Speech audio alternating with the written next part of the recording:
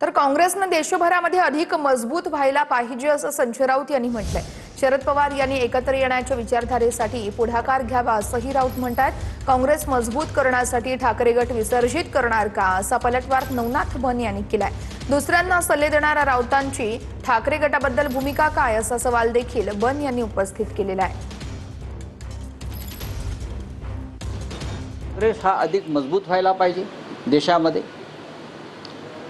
काँग्रेसमधून निघालेले जे लहान पक्ष किंवा नेते आहेत त्यांनी देशाची परिस्थिती समजून घ्यायला पाहिजे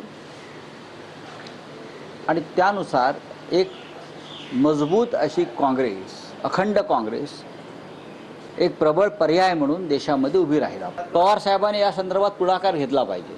माननीय शरद पवारांनी ही जी विचारधारा किंवा भूमिका बनते एकत्र येण्याची, त्या संदर्भात जर त्यांनी नेतृत्व केलं, पुढाकार घेतला तर हा विचार खूप पुढे जाईल। काँग्रेस मजबूत करण्यासाठी संजय राऊत उभाटा गटाचं विलीनीकरण काँग्रेसमध्ये करणार आहेत का?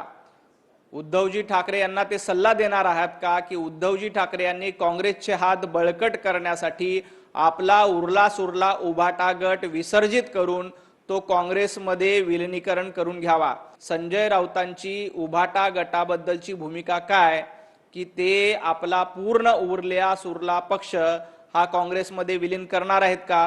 कारण तशी सुपारीच संजय राऊतांनी राहुल गांधीकडनं घेतलेली आहे।